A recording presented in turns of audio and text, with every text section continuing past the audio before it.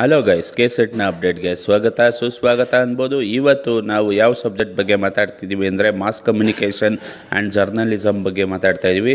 ಈಗ expected cut off ನೋಡೋಕ್ಕೆ ಹೋಗ್ಬಿಡೋಣ. GMಗೆ 166 ತೆಗಿಲೇಬೇಕು. ಅದಾದಮೇಲೆ STಗೆ 130 ತೆಗಿಲೇಬೇಕು. ಪಾಸ್ ಆಗಬೇಕು ಅಂದರೆ STಗೆ 162 ತೆಗಿಲೇಬೇಕು. ಕ್ಯಾಟಗರಿ 1ಗೆ 138 ತೆಗಿಲೇಬೇಕು. 2Aಗೆ ನಿಮಗೆ 136 ತೆಗಿಲೇಬೇಕು. ಇದು ಎಕ್ಸ್ಪೆಕ್ಟೆಡ್ನ ಕಟ್ ಆಫು. ಈಗ ನಿಮಗೆ ಜರ್ನಲಿಸಮಲ್ಲಿ ಕಮ್ಮಿ ಜನ ಬರೆದಿದ್ರೆ ಅದಕ್ಕೋಸ್ಕರ ಈ ಮಾರ್ಕ್ಸ್ ವೇರಿಯೇಷನ್ ಅದು ನೋಡ್ತಾ ಇರ್ತೀರ. 2Aಗೆ ನಿಮಗೆ 136 ತೆಗಿಬೇಕು. 2Bಗೆ 144 ತೆಗಿಬೇಕು. 3Aಗೆ ಯಾವುದೇ ಪಾಸಿಂಗ್ ಮಾರ್ಕ್ಸ್ ಕೊಟ್ಟಿಲ್ಲ, ಯಾಕೆ ಅಂದರೆ ಎಕ್ಸ್ಪೆಕ್ಟೆಡ್ ಮಾರ್ಕ್ಸನ್ನು ಅವರು ತೊಗೊಂಡಿರಲ್ಲ. ಅದಾದಮೇಲೆ 3Bಗೆ 152 ತೆಗಿಬೇಕಾಗತ್ತೆ. ಈಗ ಈ ವೇರಿಯೇಷನ್ ಯಾಕೆ ನೋಡ್ತೀರಾ ಅಂದರೆ ಕಮ್ಮಿ ಜನ ಬರೆದಿರ್ತಾರೆ, ಅದಕ್ಕೋಸ್ಕರ ಈ ವೇರಿಯೇಷನ್ನ ನೋಡ್ತೀವಿ. ಇದು ಎಕ್ಸ್ಪೆಕ್ಟೆಡ್ ಕಟ್ ಆಫು. ಶೇರ್ ಮಾಡ್ತಾ ಬನ್ನಿ, ಚಾನಲ್ನ ಸಬ್ಸ್ಕ್ರೈಬ್ ಮಾಡ್ಕೊಳ್ಳಿ. ಧನ್ಯವಾದ.